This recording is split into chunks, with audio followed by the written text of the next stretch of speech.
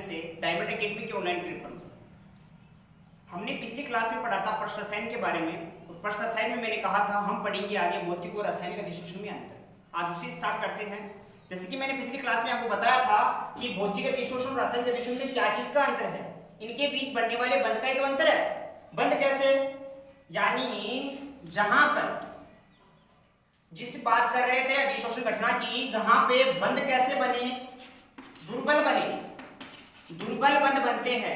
कैसे बंध बनते हैं, दुर्बल बंध बनते हैं, वो भौतिक होगा। बस सीधा सवाल। जबकि इधर की बात करें तो इधर बंध बनेगा, वो कैसा बनेगा, एक परबल बंध होगा। परबल बंध जहां बन जाए समझ लेना वो कौन सा अधिशोषण हो गया, रासायनिक हो गया। नंबर 2 बात करें कि भौतिक अधिशोषण में होता क्या है। भौतिक अधिशोषण जो होता है वहां पे एक सामान्य सा अधिशोषण है, और सामान्य अधिशोषण जो है वो बंध कैसा बना, दुर्बल बना। जब बंध दुर्बल बनेगा तो कोई चीज चिपक जाएगी, जल्दी से उतर भी जाएगी, इसलिए इसको अस्थायी अधिशोषण भी कह सकते हैं। दूसरी चीज अविशिष्ट भी कह सकते हैं, कोई विशिष्ट नहीं है, अविशिष्ट अधिशोषण। अविशिष्ट अधिशोषण कोई विशिष्ट थोड़ी है, विशेषता विशेष नहीं है इसकी, यानी वापस उतर गया ना ये, क्योंकि ये उतर गया वापस से चिपकता है फिर उतर जाता है, इसलिए इस अधिशोषण का एक और नाम पड़ गया, ये एक उत्क्रमणीय अधिशोषण है। उत्क्रमणीय अधिशोषण है। जबकि जो रासायनिक है ना, रासायनिक वो एक स्पेशल अधिशोषण है, विशिष्ट भी है। क्या है ये, विशिष्ट भी है। और दूसरी चीज ये एक अनुत्क्रमणीय भी है, अनुत्क्रमणीय, अनुत्क्रमणीय अधिशोषण भी है। वापस से उतरेगा नहीं, बन जब परबल बन गए तो स्थायी बन जाता है, वैसा भी लंबे समय तक चलता है। दूसरी चीज, एक चीज की यहां जो अधिशोषण होता है, यहां पे जो एनर्जी चाहिए होती है, या यहां जो बंध बनते हैं उनके लिए एक एनर्जी चाहिए होती है, उसे कहते हैं अधिशोषण मोलर एंथैल्पी। अधिशोषण मोलर एंथैल्पी, एंथैल्पी को डेरेज यहां डिनोट करते हैं इस सिंबल से। मोलर ऊर्जा भी कह सकते हैं या एंथैल्पी भी कह सकते हैं। एंथैल्पी, अधिशोषण मोलर एंथैल्पी जब विशिष्ट अधिशोषण ही नहीं है तो यहाँ पे मोलर एंथैल्पी बहुत कम चाहिए होती है। कितनी, 20 से लेके 40 किलो जूल एंथैल्पी पर मोल। मोलर एंथैल्पी बेटा 1 मोल की होती है। क्या होती है, 1 मोल की। यहाँ पर 1 मोल एंथैल्पी कितनी आती है, 20 से लेके 40 किलो जूल प्रति मोल आती है। इस अधिशोषण को होने के लिए आवश्यक ऊर्जा है ये। भौतिक अधिशोषण होने के लिए बहुत कम ऊर्जा चाहिए, जबकि रासायनिक की बात करें तो वहां ऊर्जा, ये एंथैल्पी LS का मान लगभग 80 से लेके 240 किलो जूल 1 मोल का प्रति मोल। यानी ये कह सकते हैं कि यहाँ ऊर्जा की आवश्यकता बहुत कम पड़ती है, यहाँ बहुत ज्यादा। यानी ये भी कह सकते हैं यहाँ सक्रिय ऊर्जा की आवश्यकता नहीं पड़ती, एक्स्ट्रा एनर्जी नहीं चाहिए। सक्रिय ऊर्जा, सक्रिय ऊर्जा की आवश्यकता नहीं होती भौतिक में, जबकि इस तरफ किसमें, रासायनिक में सक्रिय ऊर्जा की आवश्यकता होती है। सक्रिय ऊर्जा क्या है, अब आपके दिमाग में आ रहा होगा।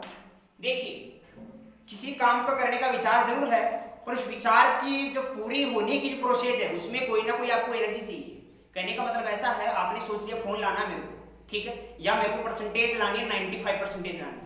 95% सोच तो लिया आपने, पर जो जो चीज आपको 90% ले जाने में मदद करेगी ना, वो सारी चीजें आवश्यक होगी। उस आवश्यक चीजों को ही क्या कहते हैं, सक्रिय ऊर्जा। किसी भी कार्य को करने के लिए आवश्यक ऊर्जा क्या कहलाती है, सक्रिय ऊर्जा कहलाती है। तो इस क्रिया को होने के लिए जो कमजोर अपने आप में है, कमजोर बंध बनते हैं, अपने आप हो जाता है, तो उसको शायद मुझे लगता है कुछ कहने की आवश्यकता नहीं है, वो अपने आप पास हो जाएगा। बट यहाँ की बात करें रासायनिक की परसेंटेज 95 बनाने की, तो इसे बनाने के लिए तो आपको बताया कड़ी मेहनत करनी पड़ेगी, और कड़ी मेहनत जब करोगे तब सक्रिय ऊर्जा की आवश्यकता पड़ेगी। तो यानी आवश्यकता यहाँ पर होती है, ऐसा समझो इस चीज को, ठीक। तो यहाँ ऊर्जा की आवश्यकता होती है, जबकि यहाँ कोई किसी प्रकार की ऊर्जा की आवश्यकता नहीं होती। एक चीज और पूछ लिया आपको कि ताप का क्या प्रभाव पड़ेगा। अगर कोई चीज, जैसे मान लो वातावरण से नमी आती चिपक रही है सिलिका जेल पे, वो ताप बढ़ा दो, आप ताप बढ़ा दो तो क्या होगा, साहब, यदि आप किसी गैस को चिपकने से बाद यदि ताप बढ़ा देते हो तो गैस बुझने लग जाएगी, अगर बंद कमजोर है तो। एक चीज और देखो आप, यहां तो एनर्जी चाहिए ही नहीं, सक्रिय ऊर्जा चाहिए ही नहीं, जहां नहीं चाहिए उसे कुछ कहोगे, अरे नहीं पढ़ने वालों को कुछ कह दोगे ना तो बुरा मान जाएगा वो, और पढ़ने वालों को कहोगे कुछ अच्छा इंप्रेशन आएगा, और तो वो क्या होगा, उससे मोटिवेट होगा उस बात से, और मोटिवेट होकर फायदा होगा उसे। तो यानी हम ये कह सकते हैं, यदि ताप बढ़ाया जाए, ताप क्या किया जाए, बढ़ाया जाए, तो ये अधिशोषण क्या होता है, अधिशोषण घट जाता है, सारे बंध टूट जाते हैं और अधिशोषण बिगड़ जाता है। अधिशोषण घट गया ताप बढ़ाने से। जबकि यहां तो ताप की आवश्यकता है, सक्रिय ऊर्जा चाहिए, सक्रिय ऊर्जा चाहिए, उसे ताप कहते हैं यहां तो ताप दिया गया तो ताप देने से बड़ा फायदा होगा, और ताप दिया तो फायदा होगा, और फायदा होगा तो अधिशोषण बढ़ेगा। बट एक चीज ध्यान रखना, प्रत्येक चीज की लिमिट है। घर वाले आपको कहते जाएंगे पढ़, एक दिन आप बोर हो जाओगे उनकी बातें सुन के, इसलिए उनको भी लिमिटेड कहना चाहिए। आप मानते होंगे ऐसा, जो भी हम कहते हैं हमें भी लिमिटेड कहना चाहिए। कोई भी आपको बार बार में किसी चीज के लिए टॉर्चर कर रहा है, उसको सहन करोगे आप कब तक, एक लिमिट तक। तो ताप बढ़ाने से बढ़ेगा जरूर अधिशोषण, पर उसकी कोई एक निश्चित सीमा होगी, अगर उसको पार कर गया ना उसके बाद ताप इतना ज्यादा हो जाएगा कि फिर कोई सहन नहीं कर पाएगा, तो फिर ये बिगड़ भी जाता है वापस से। तो हम ये कह सकते हैं रासायनिक अधिशोषण एक विशिष्ट अधिशोषण है, ठीक है। अनुत्क्रमणीय है, बंध प्रबल बनते हैं, यहाँ पर ऊर्जा बहुत ज्यादा चाहिए होती है, सघन ऊर्जा चाहिए होती है, ताप का प्रभाव भी अच्छा होता है, बढ़ता है। और एक उदाहरण द्वारा समझ लीजिए इसको 7 नंबर अंतर से, कि सिलिका जेल पे नमी का अधिशोषण, सिलिका जेल पे इसका नमी का अधिशोषण कैसा उदाहरण है, दुर्बल अधिशोषण का, वांडरवाल अधिशोषण का या भौतिक अधिशोषण का। जबकि किसी धातु की सतह पर प्लेडियम की हो चाहे प्लेटिनम की हो, इनमें से किसी की भी सतह हो ना, उसके सतह पर किसका चिपकना, हाइड्रोजन गैस का चिपकना। हाइड्रोजन गैस प्रबल बंध बनाती है बेटा। यहाँ ऊर्जा ताप दोगे तभी होगा, पहली चीज तो ताप दोगे तभी हाइड्रोजन चिपकेगा, चिपक भी जाएगा, और चिपकेगा तो प्रबल चिपकेगा, मजबूत बंध बनाएगा। तो एक ऐसा अधिशोषण हो गया, रासायनिक अधिशोषण हो गया। तो ये तो हुआ दोनों के बीच अंतर, भौतिक और रासायनिक, ठीक। आगे हम पढ़े तो अधिशोषण घटना जो पढ़ रहे हैं, ये कैसी घटना है, बोलिए यदि ऊर्जा के आधार पर या उष्मा के आधार पर सोचिए समझे तो ये कैसी घटना हो सकती है, इसकी क्या संभावना है। तो हम आगे पढ़ेंगे अधिशोषण की उष्मागतिक संभावना।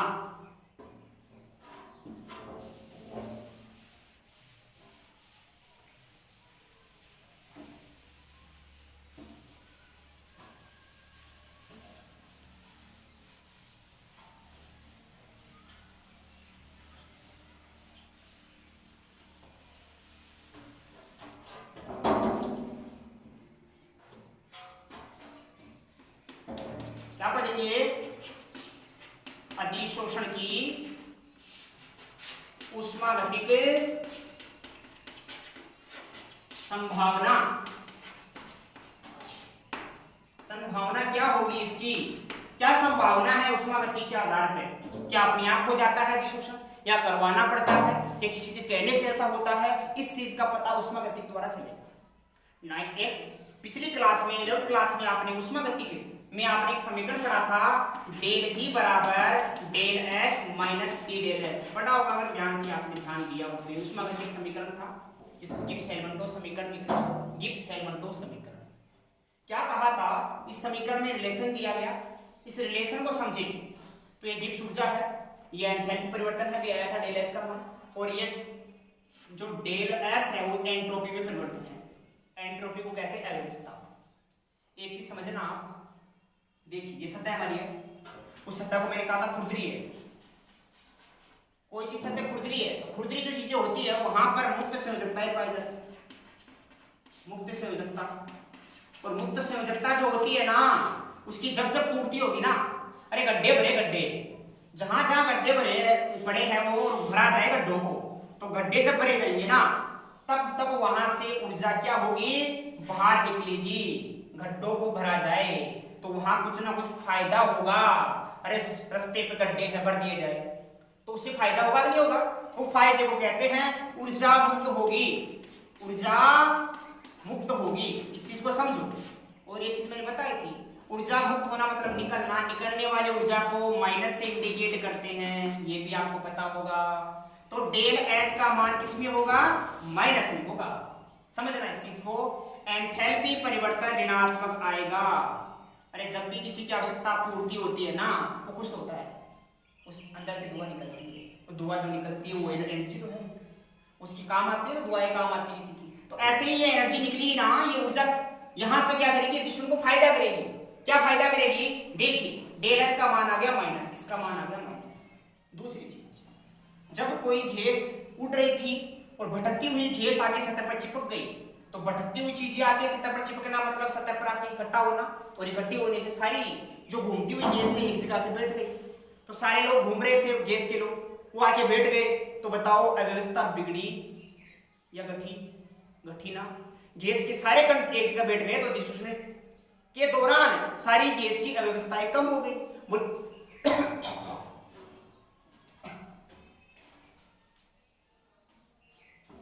बोले तो हम ये कह सकते हैं कि अधिशोषण के दौरान एंट्रोपी घटती है। एंट्रोपी क्या होती है? कम होती है। कम होने का मतलब एंट्रोपी परिवर्तन किसमें आएगा? ये भी माइनस में आएगा। एंट्रोपी परिवर्तन किसमें आएगा? माइनस में आएगा। तो माइनस में आने का मतलब है ये भी माइनस में, ये भी माइनस में।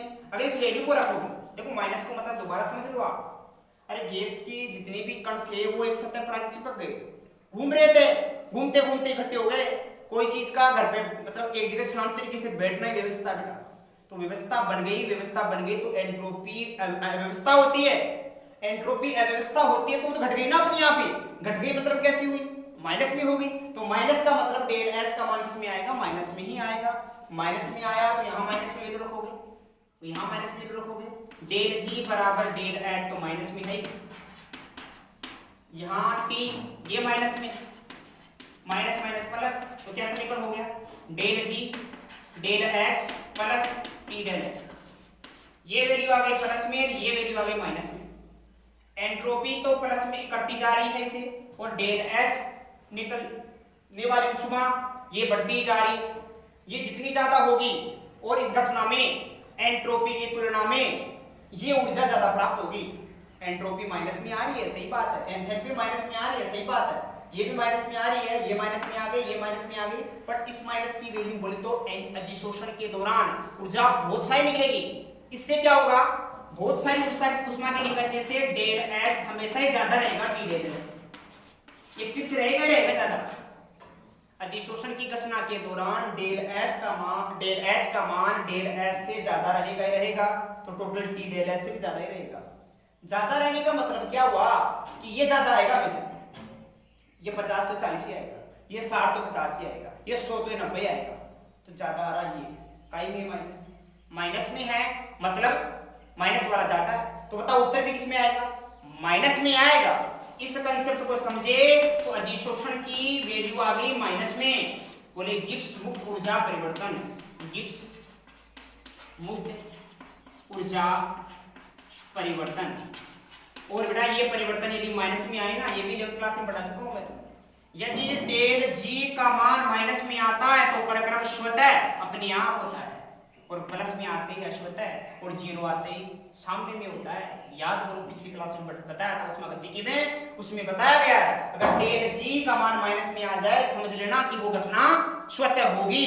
तो इस चीज से ये भी सिद्ध हो जाता है कि अधिशोषण कैसी घटना है? उष्मागतिकी के अनुसार स्वतः घटना है, अपने आप होने वाली घटना है। इसे अधिशोषण करने के लिए किसी पदार्थ को कहने की आवश्यकता नहीं पड़ती, अधिशोषण अपने आप ही होता है। समझ गए ना? तो यहाँ पे मैं इस चौक से इस बोर्ड पे लिख रहा हूं, तो बोर्ड को कहने की आवश्यकता नहीं है कि चौक को चिपका दो ना, वो अपने आप ही चिपका रहा है, क्योंकि उससे ऊर्जा निकल रही है, एनर्जी निकल रही है जो आपको दिख रही है। वो ऊर्जा आपको दिख रही है, तो ऊर्जा इतनी निकल रही है कि वैल्यू किसमें आएगी? निकलती हुई माइनस में आएगी। समझ रहे हो? तो बहुत ज्यादा एनर्जी निकल रही है और निकलने वाली ऊर्जा माइनस में। इससे समझ में यह आता है कि अधिशोषण कैसी घटना होगी? स्वतः घटना, स्वतः प्रक्रम। तो ये अधिशोषण की संभावना थी। ठीक, अधिशोषण हो तो गया, अलग अलग प्रकार से हो गया, पर उस अधिशोषण की घटना को बहुत सारे कारक है जो बढ़ा भी सकते हैं और घटा भी सकते हैं, जिन्हें कहते हैं अधिशोषण को प्रभावित करने वाले कारक। अरे इस पे होने वाली घटना है, इस चौक पे चिपकने वाले पदार्थ की घटना है, उसको प्रभावित करने वाले कारक कौन कौन से हैं, उनके बारे में हम बात करते हैं।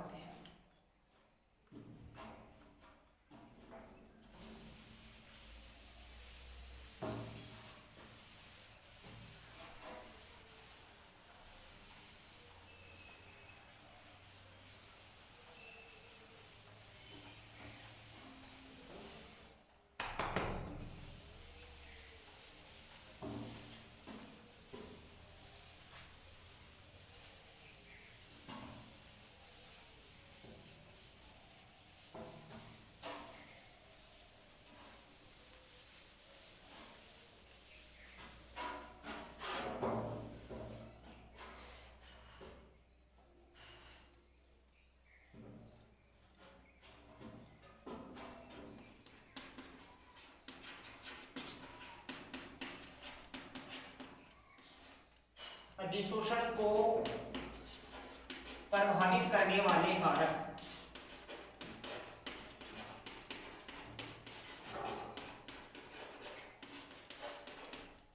अधिशोषण को प्रभावित करने वाले कारक कौन कौन से हैं? देखिए कुछ कारक है जिनके मैं नाम लिख रहा हूं। एक तो अधिशोष्य की प्रकृति, एक को पढ़ेंगे मैं वन बाय वन। अधिशोष्य की प्रकृति। नंबर 2, अधिशोषक जो चिपकाता है। देखो अधिशोषक जो चिपकता है उसकी प्रकृति, और अधिशोषक जो चिपकाता है, अधिशोषक का पृष्ठीय क्षेत्र का क्या, पृष्ठीय क्षेत्र। 3 नंबर, ताप का प्रभाव, ताप क्या डालता है। 4 नंबर, दाब क्या प्रभाव डालता है, दाब का प्रभाव। और 5 नंबर, जो अधिशोषक चिपकाता है उस अधिशोषक को सक्रिय कैसे करते हैं, उसका सक्रियण करना भी प्रभावित करता है। अधिशोषक का सक्रियण, समझना इस चीज को, अधिशोषक का सक्रिय। ठीक, देखो शुरुआत से समझते हैं अधिशोष्य की प्रकृति। अधिशोष्य मतलब क्या है, वो पदार्थ जो आके चिपक रहा है सतह, तो उसमें मुख्यतः आती है गैस। क्या आती है, गैस आती है। अब गैस चिपकेगी, ये ठोस हमारा है, उस ठोस पे गैस चिपकेगी। एक बात आपको क्लियर हो जानी चाहिए कि गैस के कण इतने दूर दूर रहते हैं, गैस के कण इतने दूर दूर रहते हैं कि उनको पास में आकर्षित करेंगे ना और बुलाएंगे ना, तो गैस के कण पास में आ जाने से उसकी अवस्था बदल जाती है। और किस में बदल जाता है, वो गैस से लिक्विड में बदल जाता है। तो एक बात तो समझिए कि वो आएंगे तो किस में बदल गए, वो लिक्विड में, और लिक्विड में बदलेंगे कि नहीं बदलेंगे वो गैस पे निर्भर करता है। और गैस बदलेगी कि नहीं बदलेगी ये किससे पता लगा सकते हैं, इसके क्रांतिक ताप से पता लगा सकते हैं, गैस के क्रांतिक ताप से। ये भी आपको 11वीं क्लास में पढ़ाया था, क्रांतिक ताप क्या होता है। क्रांतिक ताप गैस का वो ताप है जिस ताप तक किसी भी गैस को आप प्रेशर करके लिक्विड बना सकते हो। बट अगर ताप इससे ऊपर चला गया ना, इससे ऊपर, तो फिर आप कितना प्रेशर लगा लो उसकी गैस से लिक्विड नहीं बनेगा। समझ रहे? बात करते हैं, देखो जो सामान्य गैस की बात करते हैं, SO2 का क्रांतिक ताप बहुत ज्यादा है, CO2 का उससे कम है अगर क्रम की बात करें तो। ठीक है, और उसके बाद में जैसे बहुत सारी गैसें मीथेन आती हैं, मीथेन के बाद में कार्बन मोनोऑक्साइड आती है, H2O2, ये गैसें भी आती हैं। ठीक है ना। अब इसमें क्रांतिक ताप उनका बहुत कम है। कम का मतलब ये समझ लो, मैं एग्जांपल के लिए ले रहा हूं केवल, कि इसका मान लो 35 डिग्री सेल्सियस है ताप, क्रांतिक ताप ऑक्सीजन का, इनका तीनों का, जबकि इनका क्रांतिक ताप कितना अप्रोक्सीमेट मैंने ले लिया कि इनका कितना है 100 डिग्री सेल्सियस। SO2 गैस को 100 डिग्री सेल्सियस तक आसानी से दबा के आप लिक्विड बना दो, पर जिस दिन वातावरण का टेम्परेचर 100 डिग्री सेल्सियस हो गया उस दिन SO2, CO2, मीथेन ये लिक्विड बनना बंद हो जाएगी। सिंपल सी बात है। और दूसरी चीज सोचे तो 100 डिग्री होना बहुत मुश्किल है, तो मतलब जब 100 डिग्री वातावरण का ताप नहीं जा सकता, मतलब इन गैसों को आसानी से आप लिक्विड बना सकते हो मतलब इन गैसों का अधिशोषण आसानी से हो जाएगा। यही प्रकृति है अधिशोष्य की प्रकृति में। अधिशोष्य जो है वो आसानी से क्या कर लेगा, अधिशोषण कर लेगा। तो अधिशोष्य का क्रांतिक ताप अधिशोष्य का क्रांतिक ताप, क्रिटिकल टेम्परेचर कम होगा ना, तो कम होने से, क्रिटिकल टेम्परेचर के कम होने से अधिशोषण ज्यादा होगा। ये बात आप समझ लो। बट जिनका क्रांतिक ताप कम है, मैंने अप्रोक्सीमेट कितना माना 35 डिग्री सेल्सियस, परंतु गर्मियों में तो टेम्परेचर कितना हो जाता है 40। तो उस टेम्परेचर पे क्या होगा, उस टेम्परेचर पे H2 O2 N2 को कितना ही जोर लगा लो, कितना ही प्रेशर लगा लो, उसे क्या नहीं बना सकते आप, गैस से लिक्विड नहीं बना सकते। मतलब 35 डिग्री सेल्सियस पे, इससे ऊपर 36 डिग्री वातावरण का हो गया, 30 हो गया, 40 हो गया, 38 हो गया, उस टेम्परेचर पे इन गैसों को दबा के आप क्या नहीं बना सकते, लिक्विड नहीं बना सकते। बोले तो इनका अधिशोषण होना मुश्किल है। ये कैसे गैसे है, जटिल गैसे, स्थायी गैसे है। तो जटिल गैस का अधिशोषण नहीं हो सकता, जटिल गैसों का अधिशोषण नहीं हो सकता। इससे तो ये पता चलता है अधिशोष्य जितना आसान रहेगा, अधिशोष्य बोले तो गैस चिपकने वाला आसान रहेगा, सरल रहेगा। अगर खुद चिपकने वाला ही सरल है तो चिपक जाएगा, और चिपकने वाला कठिन है तो नहीं चिपकेगा, नहीं चिपकेगा, ये नहीं चिपकेंगे।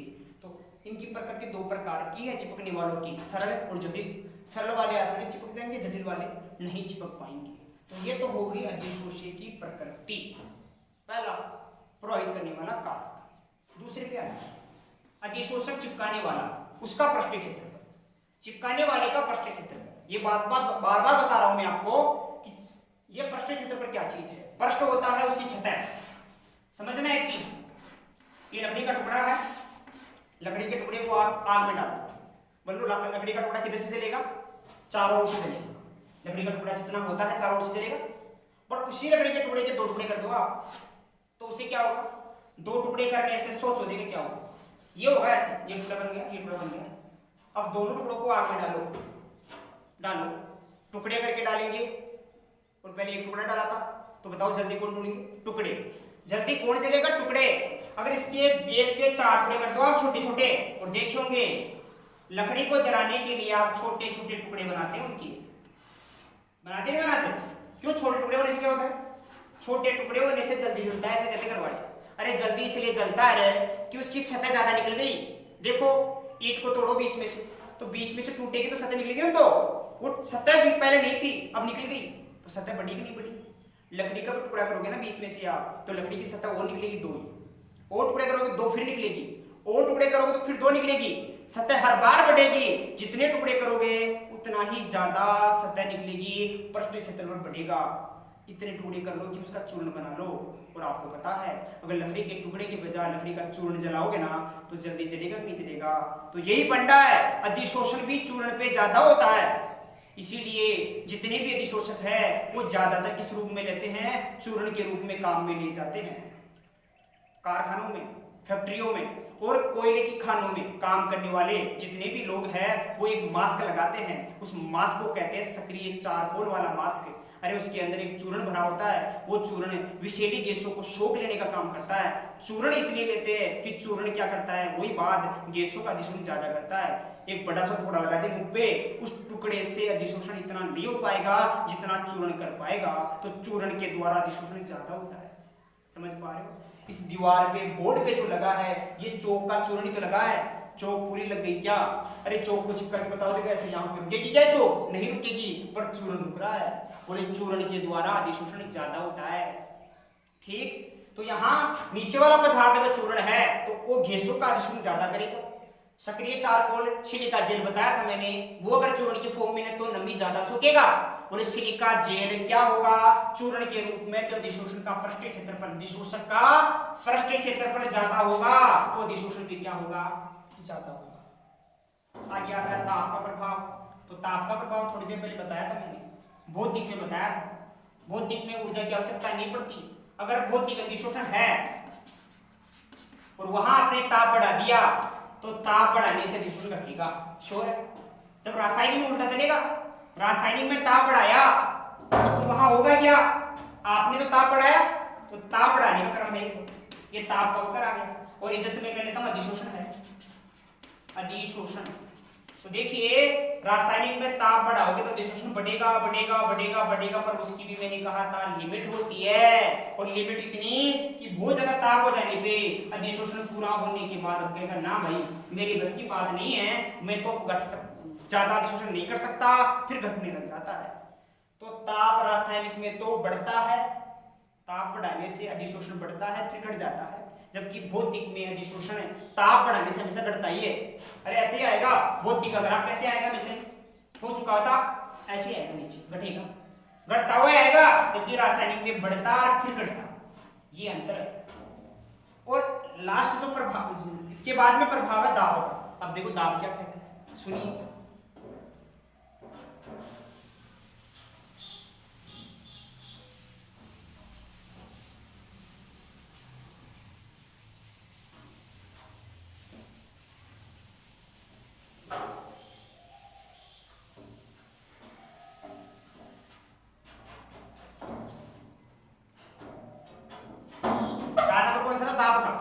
देखिए दाब के प्रभाव से पढ़ने से पहले हम पढ़ लेते हैं अधिशोषक का सक्रियण। दाब का प्रभाव हम आगे पढ़ेंगे क्योंकि दाब का प्रभाव बहुत लंबा चलेगा। 5 नंबर की बात करें तो अधिशोषक का सक्रियण। अधिशोषक उस ठोस की बात हो रही थी जिसके ऊपर कोई गैस चिपकती है, उसका सक्रियण कैसे करें। सक्रियण करने का मतलब होता है उसे एक्टिव कैसे करें, अरे उसे अधिशोषण करने के लिए जागृत कैसे करें, उसे जगाए कैसे। तो जगाने के लिए अधिशोषण होता किस पे, पहली चीज तो सतह पे होता है। तो सतह का क्या लगता है, वही पृष्ठीय क्षेत्रफल लगता है। क्या लगता है उसका, पृष्ठीय क्षेत्रफल लगता है। तो सीधी सी बात है पृष्ठीय क्षेत्रफल ज्यादा होना चाहिए। तो कैसे ज्यादा करोगे, ज्यादा करने का तरीका है कि सतह चिकनी है तो उसे खुरदरा कर दो, गड्ढे बना दो उसके ऊपर, खरोच खरोच के गड्ढे बना दो। तो गड्ढे बनाने से क्या होगा कि सक्रिय सतह बढ़ जाएगी, सक्रिय केंद्र बढ़ जाएंगे, और सक्रिय केंद्रों के बढ़ जाने से अधिशोषण भी बढ़ जाएगा। एक तरीका और है, तोड़ तोड़ के इसका बना लो चूर्ण। क्या बना लो, चूर्ण। तो चूर्ण बनाने से भी अधिशोषण बढ़ेगा। प्रश्न तो यह आता है कि अधिशोषक का सक्रियण कैसे किया जाता है। तो कैसे कैसे, चूर्ण बनाकर। क्या बनाकर, चूर्ण बनाकर। दूसरी चीज सक्रिय केंद्र को बढ़ाकर। सक्रिय केंद्र कैसे बनाएंगे, खुरदरा बनाकर, कह सकते हो खुरदरा, खुरदरा बनाकर। और तीसरी चीज, एक बार काम में आ गया ना तो उसे आप क्या कर दो, गर्म कर दो। सिलिका जेल पे मान लो नमी चिपक गई, नमी चिपक गई, हटानी है, गर्म कर दो, नमी उड़ जाएगी वापस, दोबारा काम आ जाएगा। तो एक होता है गर्म करके, गर्म करके। तो देखिए सक्रिय केंद्र बढ़ाए कैसे, खुरदरा बना के, गर्म करके खाली कर दो और टुकड़े कर लो, चूर्ण बना लो उसका। 3 तरीके हैं, इन 3 तरीकों के द्वारा अधिशोषक का सक्रियण किया जा सकता है।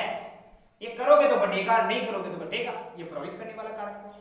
ताप का बढ़ने का घटने का प्रभाव हुआ, क्रांतिक ताप कम ज्यादा हुआ तो उससे भी प्रभावित होता है। और लास्ट प्रभाव है दाब का प्रभाव, जो एक लंबा टॉपिक है जिसको हम पढ़ेंगे नेक्स्ट क्लास में। आज के लिए इतना ही।